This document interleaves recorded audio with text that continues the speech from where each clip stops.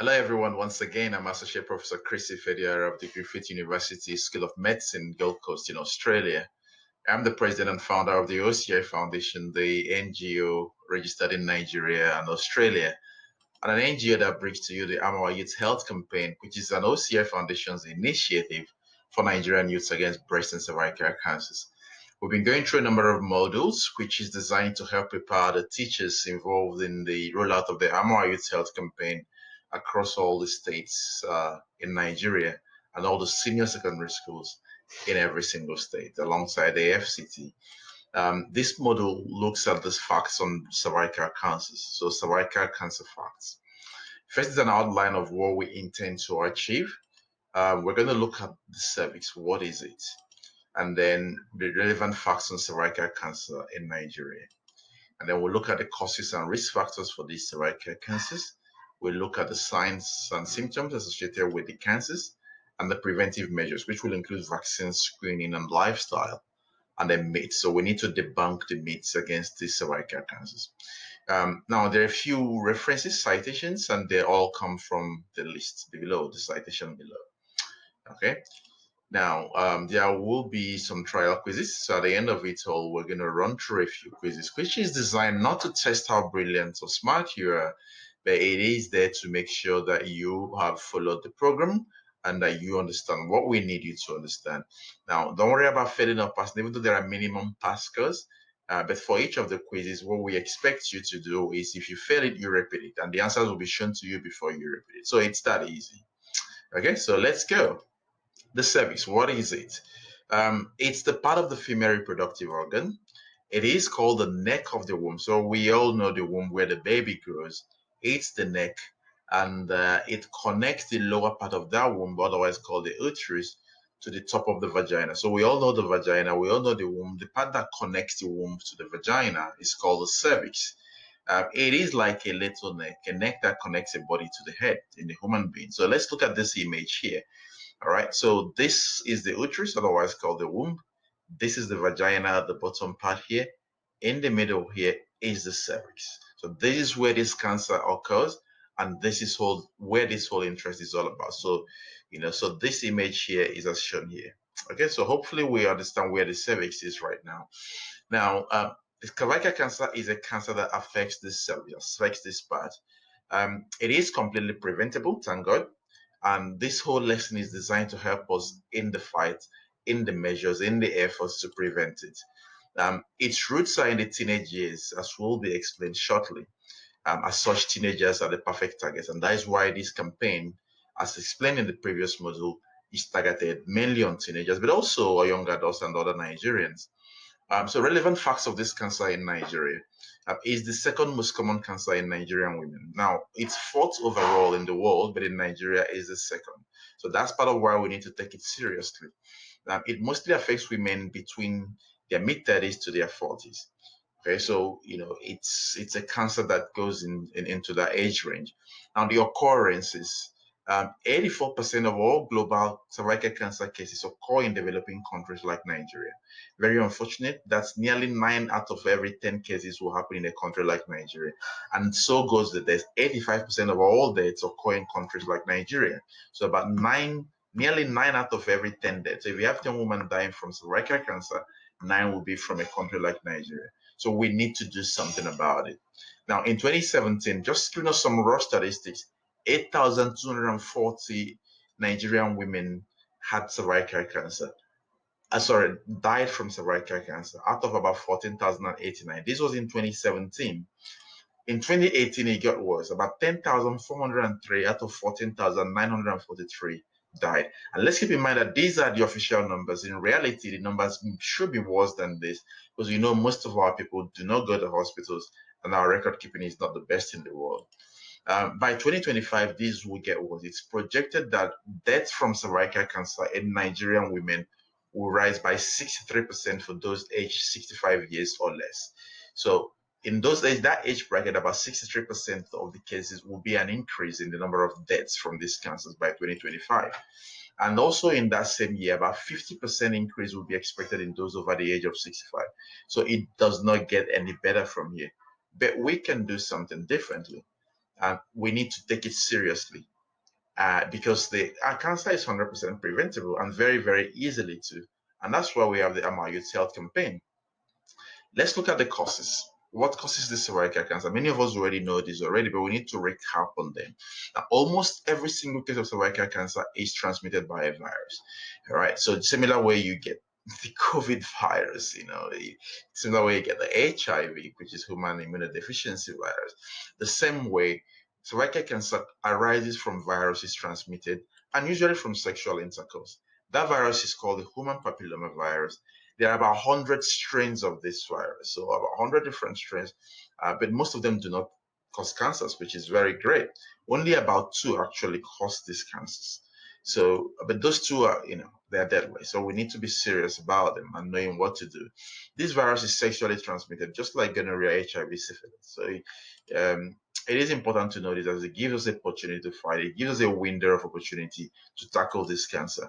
Now, for clarity, women who do not have sex are unlikely to get cervical cancer. So it is sexually transmissible, and we need to know what to do. It doesn't mean we should avoid sex, but we should be able to take measures that should give us the best chance at life.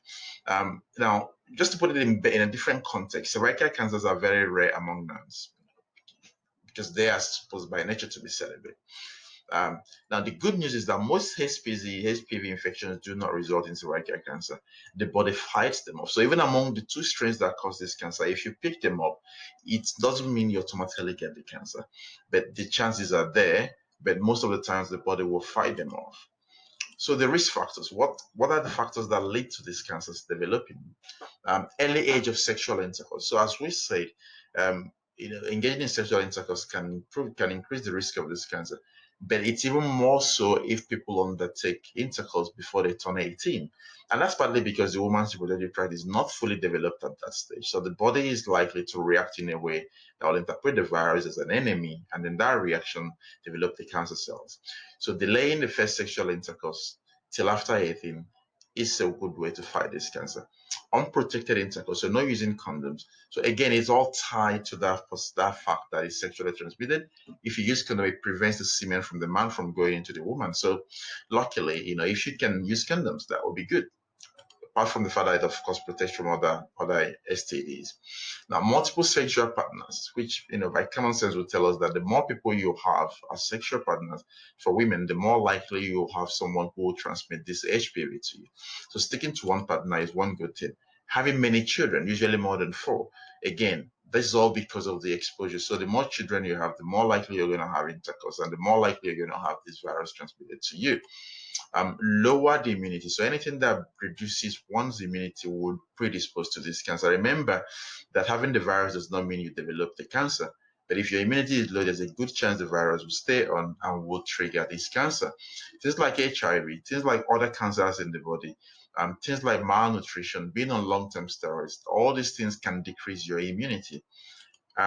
Presence of other STDs, other sexually transmitted diseases like gonorrhea, like syphilis, like HIV, can all predispose to this cervical cancer forming. So if you have it, treat it. Poor diet and poor hygiene, partly because they reduce your immunity. Smoking and lack of regular cervical cancer screening tests. So this is very important, this last figure here, this last number here, because the more screenings you get, the more chances you are of picking up these cancer cells early. There are others, but we're not going to go into all those details. Now, the symptoms. What are the symptoms indicative of cervical cancers? Majority of these infections do not cause symptoms and generally resolve on their own. So this is very important to know, because some people may be, well, if I have symptoms, I'll go to see my doctor. But unfortunately, by the time symptoms appear, it's already too late. So majority do not cause symptoms. Now, when infections from HPV species, they may lead to the cancer. So cervical cancer screening detects these infections before they turn to cancer. So this is very important and highlights why cervical cancer screenings are very important. Now, unfortunately, even with the full-blown cervical cancer, there still may be no symptoms, just as we've already talked about before. So this makes it deadly, since symptoms usually appear at the very late stages. By the time a woman notices the symptoms, it's already too late.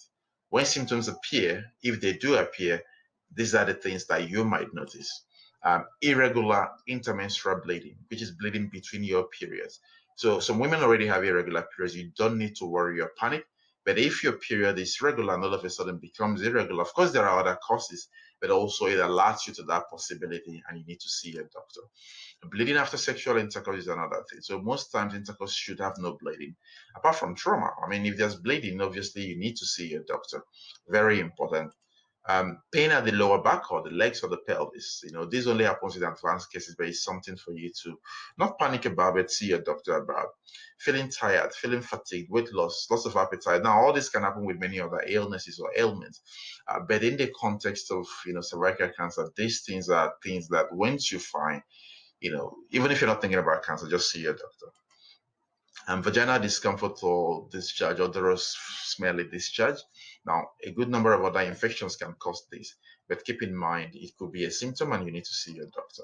Swollen leg on one side, again, this only happens in advanced stages, but it's something that should not be ignored. Please see your doctor if concerned with any of the above. Now, prevention. How do we prevent this cancer? Well, again, I repeat, it is 100% preventable. And now we'll look at the ways to achieve this prevention. There are three major ways. One is cervical cancer screening, regular screening. The other one is use of preventive vaccines, which can prevent up to 80% of the deaths associated with the cancer. And then adopting preventive lifestyles. So first up is the regular screening. It is recommended for most women who are already sexually active. And even after the vaccines have been taken, one must continue to practice cervical cancer screening. Pap smears are the common ways, but there are other ways. And the OCI Foundation, thankfully, is offering this at discounted price or free for Nigerians. So contact us and look for our clinics. The test is available in Nigeria and repeated every 2 years. So it's not a one-off like most women would believe. If you've had the screening repeated every 2 years, or every 5 years if you're in Australia or many other countries. Now, the preventive measures are effective if started early. That's the vaccines before the very first onset of sexual activity. WHO recommends it for boys and girls, not just for girls, but for boys and girls aged 9 to 13. And it's free in most developed countries, not free in Nigeria. And that's part of why we need to have the ArOY use campaign and take it seriously. It cannot treat HPV infection. So even if you've had the vaccine, it does not treat the HPV, human papillomavirus, if you've contracted it. It prevents it, but does not cure it. Older women can still get this vaccine, particularly if they are not sexually active. And two types of vaccines are available, the Gardasil and the Severis, and usually given over 3 injections. The other one is over 2 injections over 6 months. So very important to know that when you've had the injection, you don't just walk away, you still need to go back and have the other doses. Now, the lifestyles are among the things we've already mentioned, and that's to avoid very early intercourse. If possible, wait till marriage or till you turn 18 at the very least. Use condoms if premarital sex must be indulged in. This protects against STDs, very important. Other STDs, but also prevents, cervical cancer contraction, the HPV virus contraction. Stick to one sexual partner. As we already have heard, multiple sexual partners is a risk factor. And try not to have more than 4 children, because the more children you have, the more sexual engagement and the more likely of developing this cancer, of picking up the virus at least. Any STD should be treated promptly and thoroughly, because leaving them on there increases your risk of this cancer forming. Healthy lifestyles, exercises, diets, healthy weight, and avoidance of smoking would all be beneficial in preventing the contraction of HPV and subsequently the cancer itself. Now, regular cervical cancer screening where you can afford it. This is very important. And see your doctor if you notice any suspicious symptom. Very, very important. Now, a few myths we need to debunk. Nigeria is a society where myths thrive. We need to be able to debunk them and get our people to be doing the right things. Cervical cancer is not hereditary, so one cannot get it from our own parents. It cannot be transmitted by non-sexual contacts, and it cannot be transmitted through respiratory airways. So you cannot transmit it unless through sexual activity. And if your mom has or auntie has cervical cancer, you would not necessarily get it. You only get it through your own sexual engagements or exposures. Now, the only known mean of transmission is sexual intercourse. This has been said before, and I'm just repeating it for emphasis. Now, another thing is that you cannot get this through black magic or through witches or through wizards or through evil people. No, it doesn't happen. Or as Nigerians will say, through village people. No, not this cancer. So we need to take our lifestyles seriously. It is in our hands so that we don't blame people we take charge of everything we do for ourselves. Thank you very much. This is the end of this presentation. Let us join hands and arm our youths. Arm them while they are young, and all of them, and arm them right now. We can do this for our families, for our states, and for our country, Nigeria. Thank you very much.